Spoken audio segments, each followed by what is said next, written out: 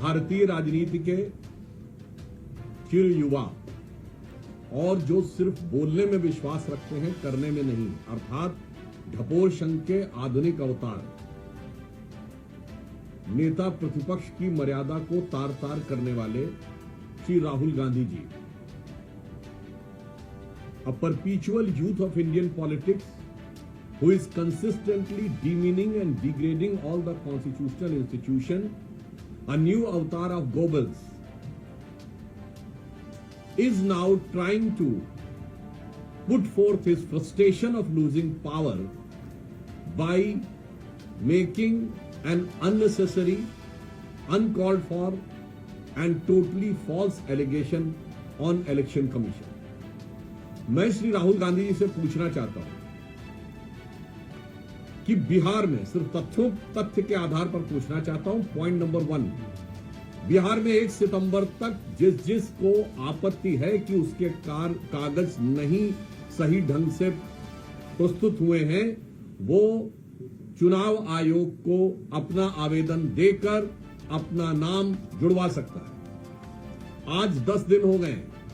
इंडी गठबंधन के कुल बूथ लेवल एजेंट 1,60,000 है।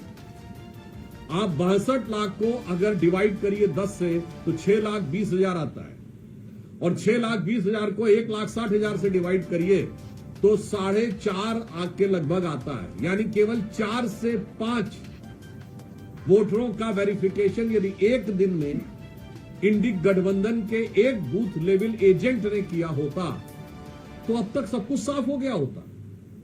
यह है झूठ की इमारत पर खड़ा हुआ मिथ्या आरोप।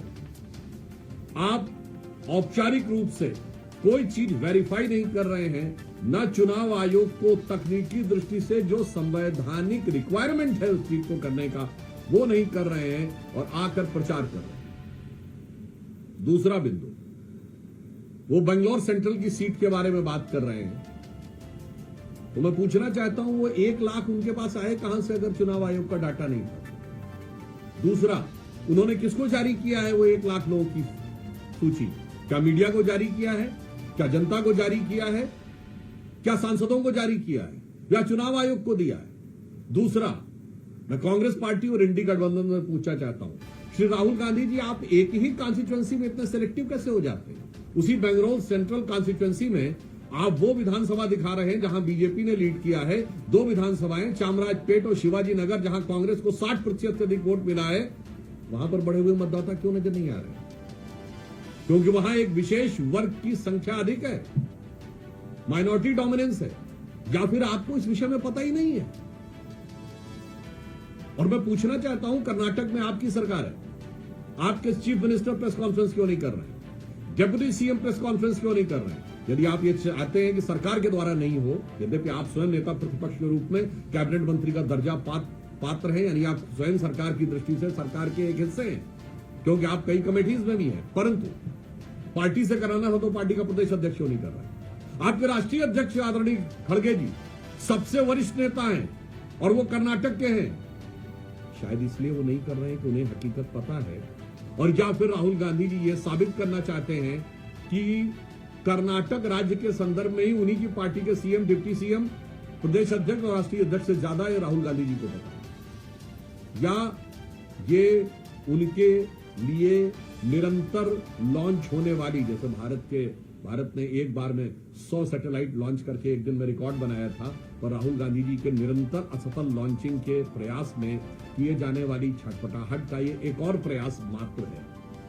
दूसरा, मैं पूछना चाहता हूं, अगर ईमानदारी से क्या इस सीट की जांच नहीं होनी चाहिए यदि बिहार में कई विधानसभा क्षेत्रों में अचानक रेजिडेंसी के लिए लाखों की संख्या में लोगों ने पिछले 5 महीने में आवेदन किया है? और मैं कांग्रेस पार्टी और राहुल गांधी जी से पूछना चाहता हूं, आप महाराष्ट्र के बारे में कहते हैं कि 4% वोटर बढ़ा, तो महाराष्ट्र की एक लोकसभा है धुले, जिसमें 6 विधानसभाएं, 5 विधानसभाओं में भारतीय जनता पार्टी 2024 के लोकसभा में सारी 5 जीती, कुल जीत थी 1,90,000, और एक ही विधानसभा में कांग्रेस गठबंधन को कितना वोट मिला? 1,94,000, और उस विधानसभा का नाम है मालेगांव सेंट्रल। ये वही मालेगांव जिसकी पिछले दिनों में आपने बहुत चर्चा सुनी हो। एक विधानसभा में 1,94,000 और कांग्रेस और राहुल गांधी जी जवाब दें, उस मालेगांव में 43% नए वोटर बने, 43.5% न्यू वोटर। क्या इन बातों की जांच नहीं होनी चाहिए? या हम सीधी बात कहें कि जिस प्रकार की बातें इंडी गठबंधन और कांग्रेस पार्टी कर रही है वो चोरी की बात नहीं है, जो एक पुराना स्लोगन है, चोर मचाए शोर। वास्तविक अर्थों में आज विदेशी भारत विरोधी शक्तियों के साथ हॉबनॉबिंग के शक के दायरे में तो कांग्रेस और इंडी गठबंधन के लोग पहले से ही थे।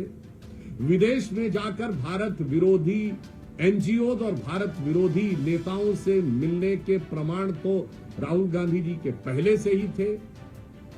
6 मार्च 2023 को सीधे विदेश के भारत में हस्तक्षेप की गुहार लगाते हुए आप पहले देखे जा चुके हैं।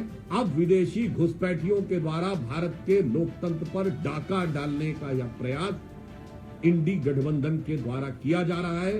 देश को बहुत सचेत और सावधान रहने की आवश्यकता है। और एक बिंदु मैं और कहना चाहूंगा, राहुल गांधी जी लगातार, और कांग्रेस पार्टी और इंडी गठबंधन, क्योंकि मैं मानता हूं राहुल गांधी जी एक व्यक्ति नहीं है, ये एक विचार है और ये कुछ ऐसी शक्तियों के हाथ के हथियार हैं जो शायद राहुल गांधी खुद भी समझ पाते हैं, नहीं मुझे आइडिया नहीं। पर मैं एक बात कहना चाहता हूं, बताइए आप कितनी बार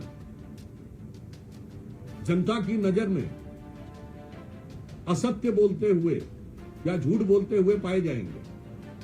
जब बयान आया था कि भारत के, मैं अभी से शुरू करता हूं और आपको केवल कुछ उदाहरण देता हूं, देश की जनता अपने आप इस पर निर्णय ले। अभी भारत के एयरफोर्स चीफ ने कहा कि हमने 6 विमान गिराए थे। ये क्या बोले थे कि भारत के कितने विमान गिरे? आज साबित हो गया एयरफोर्स चीफ के बाद, यह इस मामले में झूठे साबित हुए। पॉइंट नंबर 2, भारत के साथ अमेरिका की जो डील हुई, इन्होंने कहा था कि अमेरिकी राष्ट्रपति का बयान सही है, तो इसका मतलब वो सो कॉल्ड युद्ध विराम, जो युद्ध विराम कभी नहीं था, वो किस लिए हुआ था? क्योंकि ट्रेड डील हुई थी। अब तो साबित हो गया कि डील नहीं हुई थी यहां पे पुनः। और ये भ्रम, असत्य और झूठ की इतनी लंबी श्रृंखला है। मैं लोगों को याद दिला देना चाहता हूं कि अगर जनता को थोड़ी सी विस्मृत हो गई हो तो वो इनका कैरेक्टर देख लें। इन्होंने राफाल को लेकर झूठ बोला था, राफाल को लेकर हुए नारे को लेकर सुप्रीम कोर्ट के जजमेंट पे झूठ बोला, वो साबित हुआ। इन्होंने कहा था एलआईसी बर्बाद हो गया, एलआईसी को पिछले साल 44,000 करोड़ का फायदा हुआ है। इन्होंने कहा था स्टेट बैंक बर्बाद हो गया, याद करिए 77,000 करोड़ का फायदा है। इन्होंने कहा था एचएएल बर्बाद हो गया, एचएएल को 8,000 करोड़ का फायदा हुआ है और 81,000 करोड़ के उनके पाइपलाइन में, which is an all time high. यानी जिसके लिए आपने कहा कि ये बर्बाद हो गया है वो सब ऑल टाइम हाई है। अब उसके बाद अगर आप फिर भी ना समझना चाहें तो जिस इकोनॉमी को आप डेड इकोनॉमी कहने में हिचक नहीं रहे हैं, वो आपकी मेंटल स्टेट को दर्शाता है। और भारत के बारे में जो इन्होंने सेना के बारे में कहा, एयरफोर्स के बारे में कहा, आर्मी के बारे में कहा, एचएएल के बारे में कहा, एलआईसी के बारे में कहा, एसबीआई के बारे में कहा और हाल ही में ऑपरेशन सिंदूर के बारे में जो कुछ कहा वह निरंतर असत्य और झूठ साबित हुआ।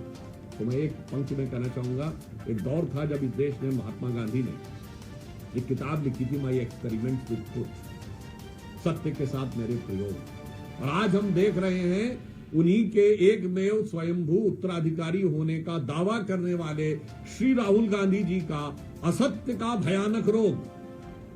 मैं माई एक्सपेरिमेंट विद अनट्रुथ इसलिए नहीं कर रहा हूं क्योंकि माई एक्सपेरिमेंट विद अनट्रुथ भी एक किताब है जो माइकल एंडरसन की लिखी हुई है, मगर यहां पर अगर आप देखें तो that was my experiment with truth and this is a disasters experiment with untruth. वहां महात्मा गांधी थे जो सत्य के साथ प्रयोग था, यहां असत्य का भयानक रोग। इसलिए हम कांग्रेस पार्टी और इंडी गठबंधन से कहना चाहते हैं कि संवैधानिक दृष्टि से, कानूनी दृष्टि से आपके पास जो रास्ते हैं उसको आप क्यों नहीं अप्लाई कर रहे हैं, और भारत विरोधी भ्रामक दुष्प्रचार के द्वारा अगर भारत में अस्थिरता उत्पन्न करने का प्रयास कर रहे हैं तो भारत की सजग जनता उसे कभी भी सफल नहीं होने देगी। कल कांग्रेस पार्टी मार्च भी करने जा रही है।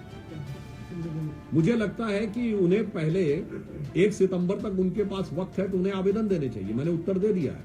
उनके 1,60,000 बूथ लेवल एजेंट क्या कर रहे हैं? अभी मार्च की बात करते हैं तो मैं पूछना चाहता हूं, महाराष्ट्र का चुनाव हुआ, 1 लाख बूथ थे महाराष्ट्र में, कितनी कंप्लेंट्स है? 89। और वो कह रहे हैं कि अगर ऐसा हुआ 6 बजे के बाद वोटिंग हुई, ये हुआ, आज वो इसकी बात कहते हैं। तो मैं पूछना चाहता हूं, आपके जो एजेंट थे उन्होंने साइन क्यों किया था? आपके बस्ता लगाने वाले भी तो बूथ के बाहर बैठे होंगे, उनमें से किसी ने कंप्लेन की? उसमें बूथ के अंदर वीडियो नहीं बनाया जा सकता, सड़क पे तो फोटो खींची जा सकती है। कितने लोगों ने फोटो खींच के सोशल मीडिया पे डाली कि देखिए इतनी लंबी लाइन लगी हुई है 7 बजे के बाद, कितना वीडियो अवेलेबल? इसीलिए मैंने कहा गांधी जी का सत्य के साथ प्रयोग, इनका असत्य का भयानक रोग।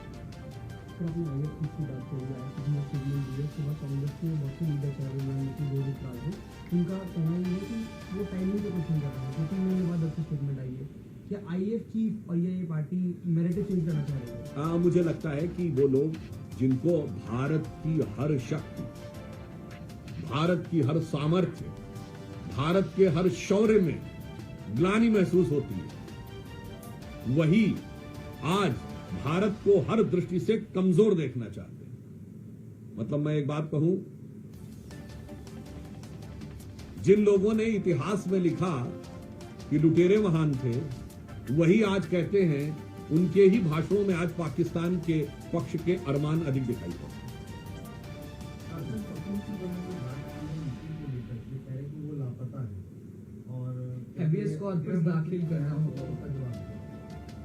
देखिए, कपिल सिब्बल जी अनेक अवसरों के ऊपर किस किस प्रकार के बयान और किस किस प्रकार की चीजें बोलते रहे हैं, और उनके बारे में ही, पूर्व उपराष्ट्रपति के बारे में ही उन्होंने, उन लोगों ने कितने अपमानजनक, असभ्य बर्ताव किए हैं।